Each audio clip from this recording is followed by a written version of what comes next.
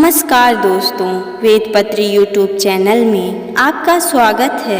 दोस्तों, आज हम आपको बताएंगे कि क्या मांस मछली खाने वाले लोग पापी होते हैं या नहीं। इस बारे में क्या कहती है भागवत गीता, तो वीडियो को शुरू करते हैं। दोस्तों, यह उन दिनों की बात है जब भगवान श्री कृष्ण बाल्य अवस्था में थे। वह एक दिन एक पेड़ के नीचे बैठ करके बांसुरी को बजा रहे थे। तभी वहां पर एक हिरन उनकी तरफ दौड़कर आया और भगवान श्री कृष्ण के पीछे छिप गया।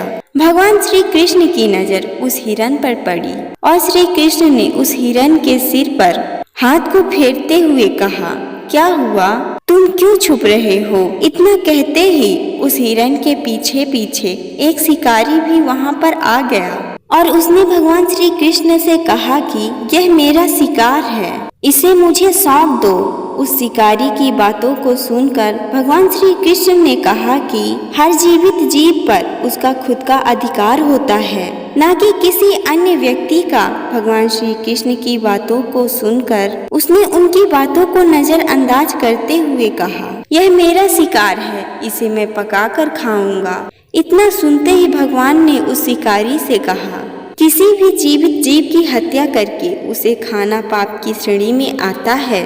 तुम इस पाप के भागी क्यों बनना चाहते हो। मांस को खाना पुण्य है या पाप, क्या तुम्हें इस बात का अंदाजा नहीं है। तो शिकारी ने कहा, मुझे नहीं लगता कि मांस को खाना पाप है।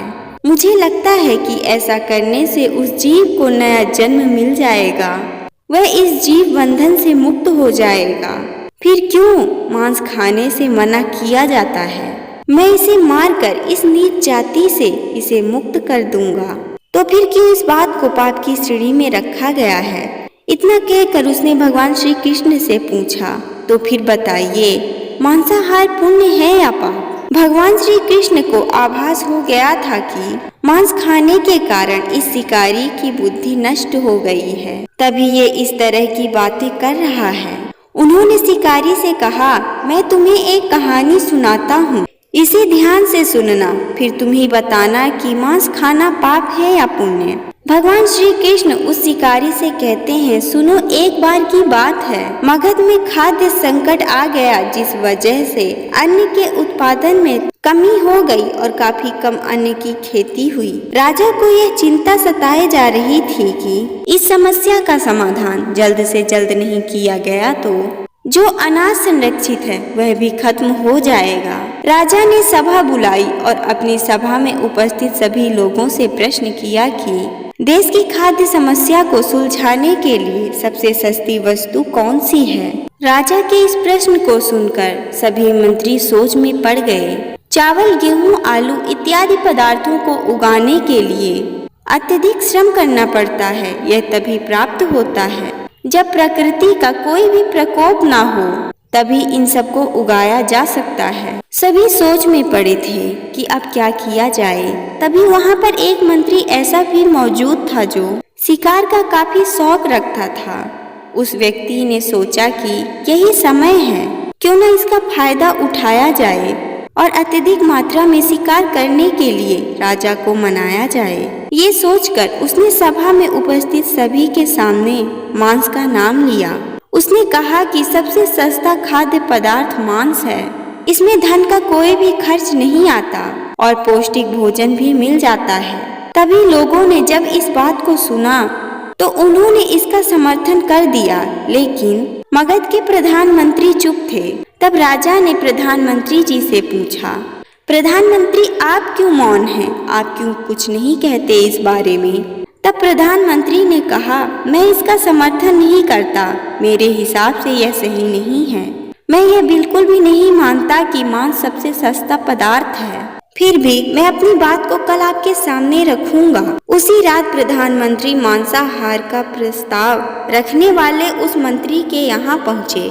उस व्यक्ति ने जब दरवाजा खोला तो सामने प्रधानमंत्री को पाया। वह देर रात को अपने घर पर प्रधानमंत्री को देखकर हैरान हो गया।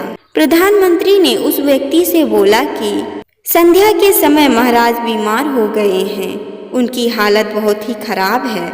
राज्य वैद्य ने कहा है कि किसी भी शक्तिशाली देह का 2 तोला मांस अगर प्राप्त कर लिया जाए तो उससे राजा के प्राण बच सकते हैं। आप महाराज के सबसे विश्वासी मंत्री हैं, इसलिए आपसे योग्य कोई भी नहीं है।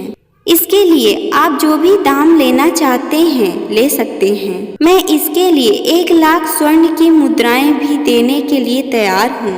बस आप अपने विचार हमें बता दें। मैं कटार अपने साथ ही लेकर आया हूँ। इस कटार से मैं आपके हृदय से केवल 2 तोला मांस ही निकालूंगा। यह सुनकर वह व्यक्ति बहुत घबरा गया और डर गया। उसने सोचा कि जब जीवन ही नहीं रहेगा तो मैं ये धन दौलत स्वर्ण की मुद्राओं का क्या करूँगा। वह मंत्री अंदर गया एवं अपनी तिजोरी से 1 लाख स्वर्ण की मुद्राओं को लेकर आया। मुद्राओं को देकर उसने प्रधानमंत्री जी से दोनों हाथों को जोड़कर कहा, मैं अपनी 1 लाख मुद्राओं को आपकी 1 लाख मुद्राओं में मिलाता हूँ। इस मुद्रा को आप किसी और व्यक्ति को दे दें एवं आप उससे हृदय का मांस खरीद लीजिए और मुझे छोड़ दीजिए, लेकिन इस बात को किसी और से मत बताइएगा। प्रधानमंत्री उस मंत्री को बस थोड़ी सी मानसिक पीड़ा देना चाहते थे। प्रधानमंत्री ने कहा, नहीं महंत, वैद्य जी ने आपका ही नाम लिया है। अगर आप इस बात को स्वीकार कर लेते हैं तो हमारे राजा की जान को बचाया जा सकता है। अगर आप इस बात को मान ले तो मैं प्रधानमंत्री का भी पद आपको देने के लिए तैयार हूँ। बस एक बार आप इस बात को स्वीकार कर लें। उस मंत्री ने प्रधानमंत्री के पैरों को पकड़ लिया और कहने लगा, मुझे जाने दें, जब मेरे प्राण ही नहीं रहेंगे तो मैं प्रधानमंत्री के पद का क्या करूँगा। आप मेरी सारी संपत्ति ले लीजिए और मेरे प्राणों को छोड़ दीजिए। इतना कहने के बाद वह मंत्री वहां से भागता हुआ अपने घोड़े की ओर गया। तभी पीछे से उसे आवाज आई कि तुम अपने घर को क्यों छोड़ के जा रहे हो। तो मंत्री ने कहा, मुझे मेरे प्राणों से बढ़कर कुछ भी प्रिय नहीं है। और वह घोड़े पर बैठा एवं जैसे ही वह वहां से भागने लगा, प्रधानमंत्री उसके सामने आकर के खड़े हो गए एवं उन्होंने घोड़े की साख को पकड़ लिया और बोला कि आपको कहीं भी जाने की जरूरत नहीं है, आप अपने घर पर ही रहिए। मैं किसी और व्यक्ति से कहता हूँ कि वह मुझे अपने हृदय का मांस दे।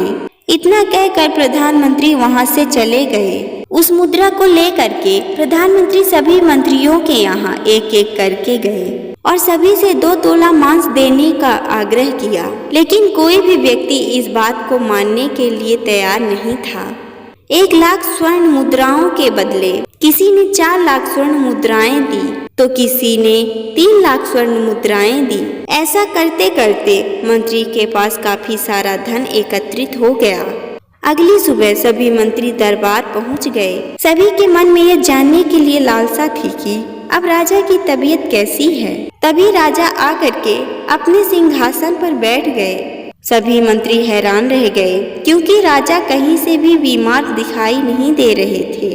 राजा के समक्ष प्रधानमंत्री भी उपस्थित हुए और उन्होंने सारी मुद्राओं को ला करके राजा के सामने रख दिया। यह देख करके राजा ने पूछा कि यह स्वर्ण मुद्राएं कहाँ से आई हैं।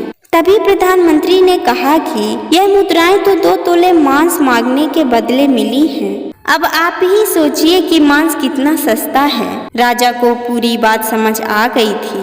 उन्होंने प्रजा से अत्यधिक परिश्रम करने का अनुरोध किया एवं श्रमिकों को अनाज की खेती करने के लिए राजा के भंडार से बीज भी दिया गया।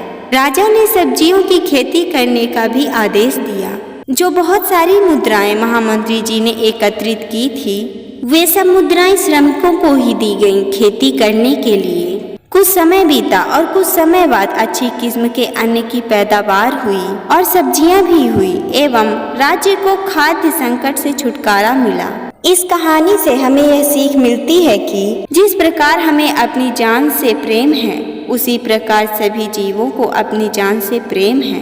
अगर संसार में संबंधों से मुक्त करने का यह तर्क सत्य है, यदि जीव हत्या जीव को संसार के बंधन से मुक्त करने का तरीका है, तो किसी भी अत्याचारी के द्वारा किया गया नरसंहार भी मान्य होगा, क्योंकि वह भी तो एक तर्क दे सकते हैं कि वह भी जीवन के इस कष्ट से आप लोगों को मुक्ति दे रहे हैं। अगर किसी जीव के लिए उसका जीवन बोझ होता तो वह अपना जीवन बचाने के लिए संघर्ष क्यों करता। आपसे भागता नहीं। जिन जीवों को मनुष्य खाते हैं उन्हें तो अपने प्राण को बचाने का मौका ही नहीं मिलता। जो जीव हमारी वजह से अपने प्राणों से हाथ धो बैठते हैं, अर्थात जो जीव हमारे लिए काटे जाते हैं, उनका श्राप हमें इस जन्म में तो क्या अगले जन्म तक नहीं छोड़ता। यह सुनकर शिकारी की आंखें खुल गई। वह समझ गया था कि जितना हमें अपना जीवन प्रिय है उतना ही प्रिय उनके लिए उनका जीवन है। शिकारी वहां से वापस चला गया और उसके बाद उसने कभी भी शिकार नहीं किया। दोस्तों, यह वीडियो आपको कैसी लगी हमें कमेंट में जरूर बताएं। और अगर आप हमारे चैनल पर पहली बार आए हैं तो वीडियो को लाइक एवं चैनल को सब्सक्राइब कर दें। और जाते जाते कमेंट बॉक्स में जय श्री राधे कृष्णा, हर हर महादेव।